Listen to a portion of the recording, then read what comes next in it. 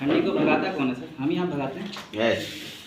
हालात ऐसे आ जाते हैं ठंडियों में जब बीमार होता है हम आपको ठंडी देखते हैं क्या? नहीं। तो ठंडी नहीं देखते, इसलिए आपने एक जबरदस्त ताली बजाई। नाम रवि यादव, प्रॉपर अयोध्या का रहने वाला हूँ। आरसीएम का नाम जो आप लोग को बताया जा रहा है, ये अपने घर में लगभग 22 सालों से चल रहा है। कितने सालों से? 22। लेकिन 22 सालों से चलते चलते आज पूरे भारत देश में लाखों की टीम बनाए जिन्होंने इस बिजनेस को किया, और कंपनी को चलते हुए लगभग 25 साल हो गए सर। कितने साल हो गए? 25 साल। कंपनी को चलते हुए 25 साल हुआ, लेकिन अपने घर से चलते हुए लगभग 22 साल हो गए सर।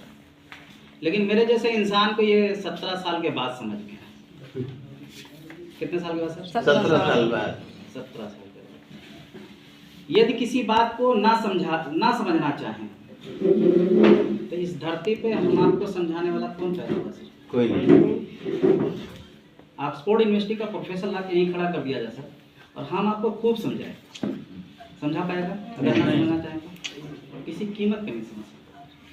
कहते हैं या तो बातों से समझ में आ जाती है और या तो हालातों से समझ में आती है। बहुत सारे लोगों को बातों से जब बताया जाता है किसी विजन के बारे में, किसी मिशन के बारे में, तो कुछ लोग तो साथ दे देते हैं, मतलब समय से पहले समझ जाते। लेकिन जब हालात और समय आवश्यकता नहीं, आवाज पूरी जा रही है, उसकी आवश्यकता नहीं। कहते हैं ना कि जैसे जब हालात ऐसे पैदा हो जाएं कि आपको मजबूर हो जाना पड़ता है, तब आप सुनना चाहते हैं। वो हालात मेरे सामने पैदा हुए 17 साल के बाद। लेकिन 17 सालों के अंदर बहुत सारे चमत्कार हो गए सर।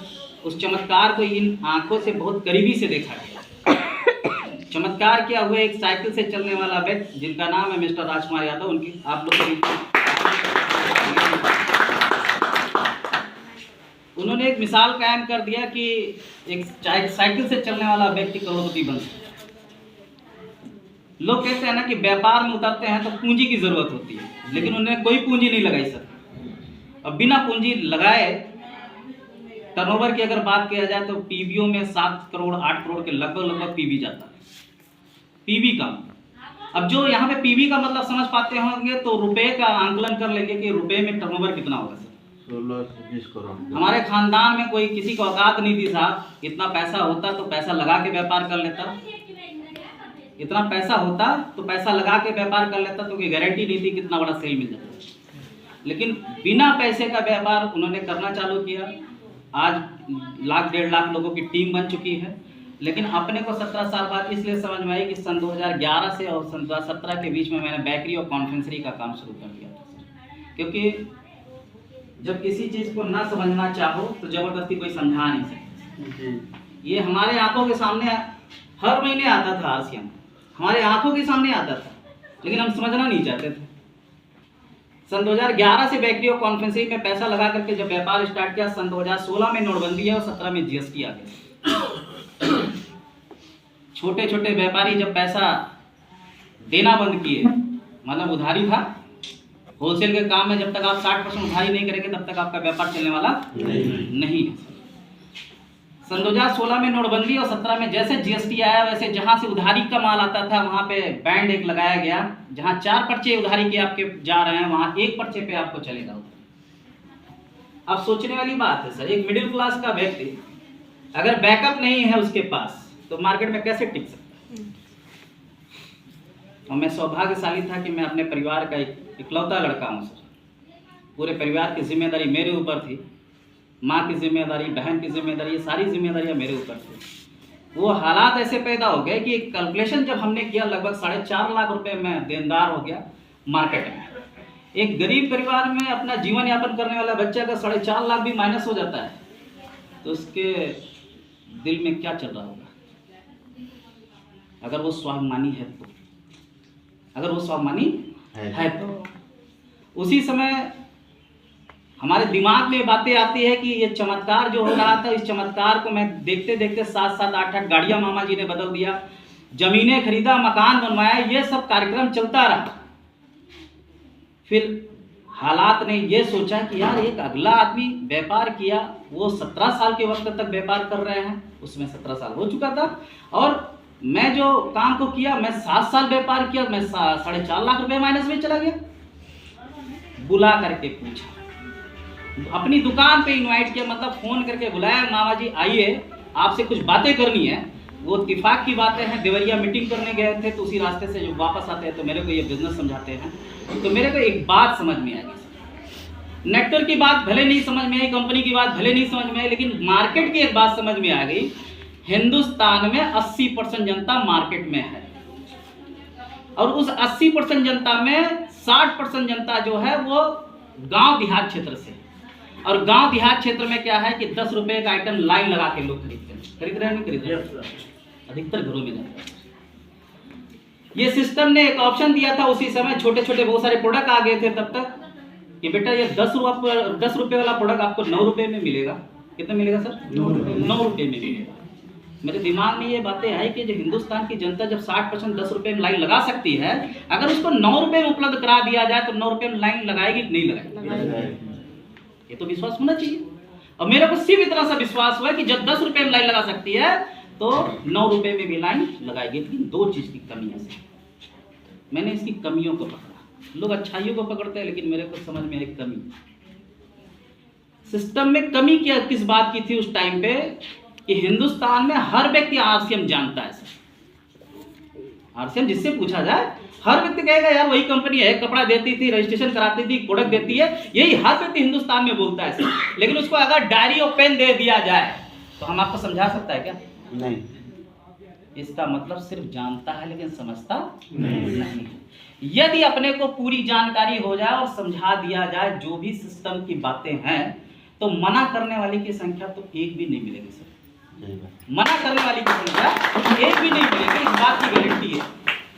दूसरी सबसे बड़ी कमी है मेरे दिमाग में जो बातें आई, उस समय फैजाबाद अयोध्या में लगभग 2 ही दुकानें थी सर आरसीएम। सन 2017 की बातें बोल रहे हैं। 2 दुकान में स्थिति ये थी कि हमारे घर की जो दूरी थी वो लगभग 10 किलोमीटर दूर था। चौक में दुकान, 10 किलोमीटर दूरी पे घर। अब वहां से अगर 10 रुपए का साबुन लाना हो तो हमको 10 किलोमीटर दूरी तय करना। अच्छा, हमारा विजन बन गया तो मैं जा सकता था, लेकिन हमारे गांव के लोग जा सकते थे क्या? नहीं। प्रॉब्लम यही है सर। तो समस्या क्या हो गई सर? प्रोडक्ट अवेलेबल ना होना। जब प्रोडक्ट अवेलेबल नहीं होगा तो आप कितनी भी अच्छी चीज उसको बताओगे, कितनी भी अच्छी चीजें विजन दिखाओगे, आप वो करने के लिए तैयार नहीं हो। ये 2 कमियों पे हमने काम करना चालू किया सर। आज मेरे को लगभग 7 साल पूरे हो चुके हैं, जिसमें से 5 साल रेगुलर समय मैंने ईमानदारी के साथ दिया हुआ।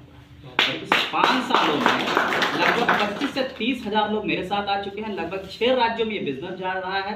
आज लाखों में पेमेंट होता है। लेकिन बात सिर्फ इतनी सी है, बस समझ में आनी चाहिए। और वो समझेगा कौन? हम सेल्फ।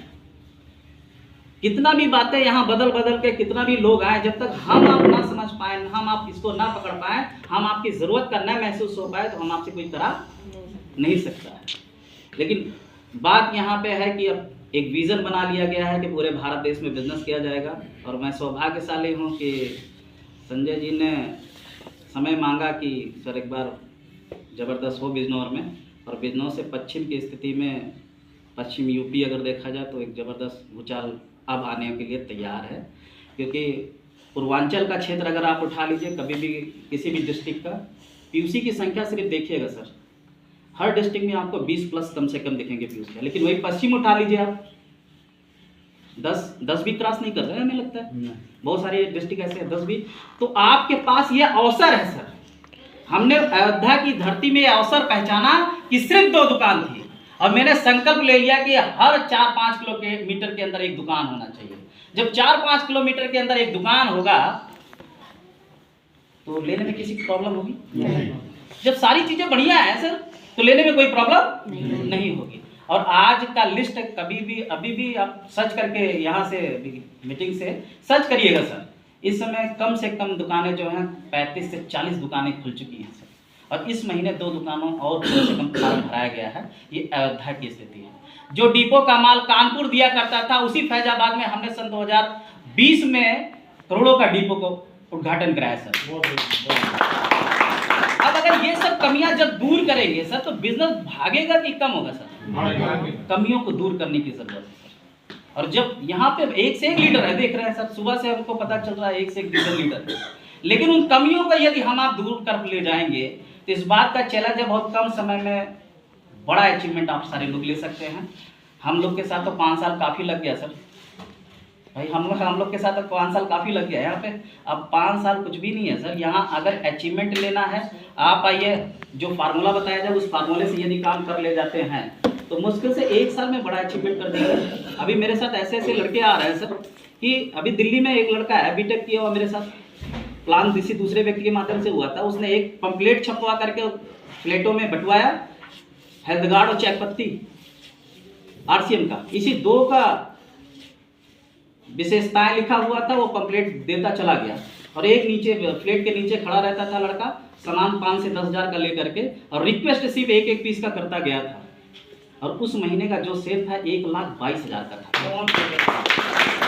करना चाहो तो मतलब बीटेक किया हुआ बच्चा बस मजबूर था, वो पैसा घर से नहीं मिल रहा था, इसलिए उसने उस कदम को उठाया जिससे 1,22,000 का टर्नओवर दिया है।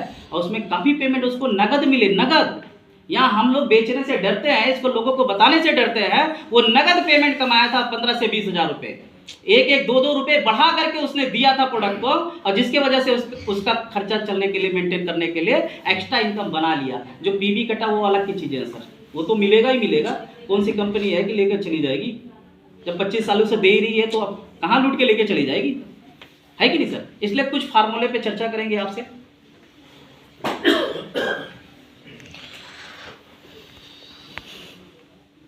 सबसे बड़ी समस्या क्या है सर? महंगाई। दूसरी समस्या